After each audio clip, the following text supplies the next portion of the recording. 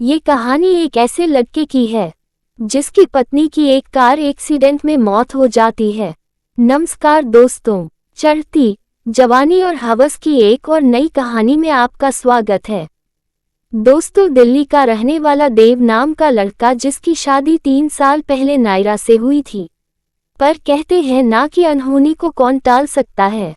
देव की हंसती मुस्कुराती हुई जिंदगी में तब का पाया जब उसकी पत्नी की एक कार एक्सीडेंट में मौत हो जाती है।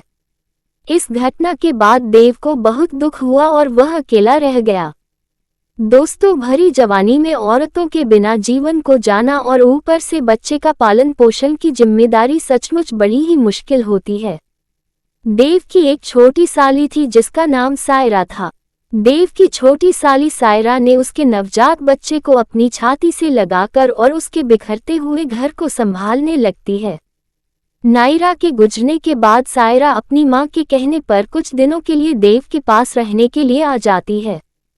सायरा तो वैसे ही बहुत खूबसूरत थी, पर बदन में जवानी के लक्षण उभरने से और लगने लगी थी। अभी 14 साल की ही थी, लेकिन उसका शरीर काफी गतराया हुआ था और उसके ऊपर जवानी कूट कूट कर भरी हुई थी।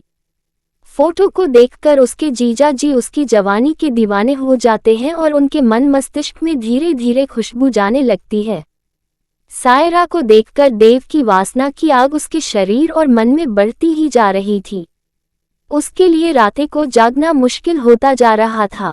कभी कभी देव अपनी साली सायरा को देखकर उसका मन ललचाने लगता था, मगर यह सोचकर अपने मन पर काबू कर लेता था कि सायरा मेरी सगी साली है। लेकिन देव अपने आप को कितना भी संभालने की कोशिश करता, जब भी वो उसके सामने आती तो बहुत ललचा जाता। सायरा के पंखुड़ियों जैसे होठ, गोरे गाल, जिसे देखकर देव का मन न जाने कहाँ खो जाता। सोचता कैसे मैं सायरा के साथ कैसे गपा गप करूं और उसकी उभरती हुई जवानी को लूट लूं और उसके यौवन का रसपान करूं।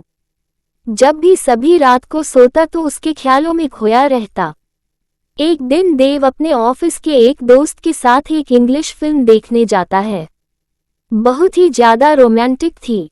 उस समय संभोग के दृश्यों की खूब अरमान थी। देखते हुए देव कई बार उत्तेजित हो जाता था। अब काम वासना की आग का बुखार देव के सर पर चढ़कर बोलने लगा था। जब ही मन बना लिया था कि आज चाहे जो भी हो, सायरा को नहीं छोड़ूंगा। आज उसके साथ वो सब करके ही रहूंगा जो मैं अपनी पत्नी के साथ करता था।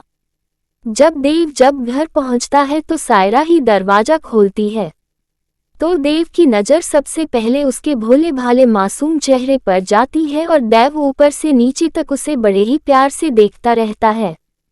उस वक्त उसने गाउन पहन रखा था, जिसमें उसकी उठी हुई गोलियों को देखकर उसका मन और पागल होता जा रहा था। तभी सायरा कहती है, क्या बात है जीजू जी, ऐसे क्यों देख रहे हो? देव कहता है, कुछ नहीं, बस ऐसे ही, वह मेरी तबीयत कुछ खराब हो गई है। सायरा बोलती है, जीजू जी आपने कोई दवा लिया या नहीं? देव हाँ बोलकर फिर अपने कमरे में जाकर लंगोट पहनकर बिस्तर पर लेट जाता है। थोड़ी देर बाद सायरा आए और बोलती है, कुछ चाहिए जी? लेकिन देव तो उसके साथ गपा गप करना चाहता था, पर उसे मौका चाहिए था सायरा को अपनी वासना के जाल में फंसाने का। तभी देव कहता है, साली साहिबा मेरा एक काम करोगी? हाँ जी बोलिए ना। देव कहता है, मेरी टांगों में बहुत दर्द हो रहा है तो थोड़ा तेल लाकर मालिश कर दो ना। सायरा कहती है, ठीक है जीजू जी कहकर खुश होते हुए चली जाती है और फिर थोड़ी देर में एक कटोरी में तेल लेकर वापस अपने जीजू के पास आ जाती है। सायरा आकर बिस्तर पर बैठ जाती है और देव के मालिश करने लग जाती है। अपनी 14 साल की साली के नाजुक हाथों का स्पर्श पाकर देव के शरीर में कट आने लगा और वासना की आग में झुलसने लग जाता है। धीरे धीरे अपने जीजू जी के बिछाए जाल में फंसती जा रही थी। सायरा की पहली बार किसी जवान आदमी की मालिश कर रही थी और उसे भी कुछ अजीब सा लग रहा था। थोड़ी देर बाद देव कहता है, सायरा ज्यादा दर्द तो जागो में है, थोड़ा घुटने के ऊपर की तेल मालिश करते तो मुझे अच्छा लगेगा। सायरा ने लंगोट को जांघों पर से हटाना चाहा। पर तभी जानबूझकर देव ने अपना बायां पैर ऊपर उठा दिया और सायरा को कुछ ऐसा नजारा दिखाया जिसे देखकर शिमरी की मारी लाल हो गई कुछ पल के लिए। देखते हुए कहा कि मुझे आपका सब दिख रहा है। अनजान बन रहे देव ने कहा क्या? मैं कुछ समझा नहीं। कोई जवाब नहीं दिया तो देव देखकर कहता है, अरे ये कैसे हो गया सारी सायरा, मैंने ध्यान नहीं दिया। कोई बात नहीं जीजू जी, हो जाता है कभी कभी। सायरा के साथ पहली बार ऐसा हुआ था। अब उसके अंदर की हवस जागने लग जाती है और सायरा के मन और दिमाग में बार बार यही घूम रहा था कि वह उसको पाना चाह रही थी। फिर देव सायरा से कहता है, साली साहिबा जब सब कुछ देख ही लिया तो क्या शर्माना। देव की बात सुनकर सायरा तो घबरा जाती है और शर्माते हुए बोलती है, जीजू जी कैसी बात करते हो। देव कहता है, तुम्हारी दीदी भी तो खूब सेवा करती थी, रोज मालिश करती थी, लेकिन उसके चले जाने के बाद बेचारा बिल्कुल अकेला हो गया हूँ। मेरे दर्द को तुम नहीं समझोगी तो और कौन समझेगा। खुशबू कहती है, लेकिन जीजू जी मैं तो आपकी साली हूँ, पत्नी नहीं। मुझसे ऐसा काम करवाना तो पाप होगा।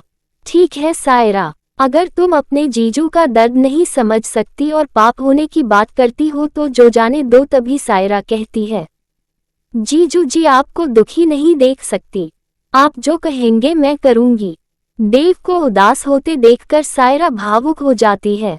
देव भी मन ही मन खुश हो जाता है कि आज तो जवानी का भरपूर आनंद मिलेगा। जैसे कि सायरा मालिश करने लगती है तो उसके नाजुक हाथों का स्पर्श पाकर वासना की आग में जलते हुए पूरे शरीर में एक बिजली सी दौड़ जाती है। देव सायरा की कमर में हाथ डाल देता है और उसे अपने से सटा लेता है।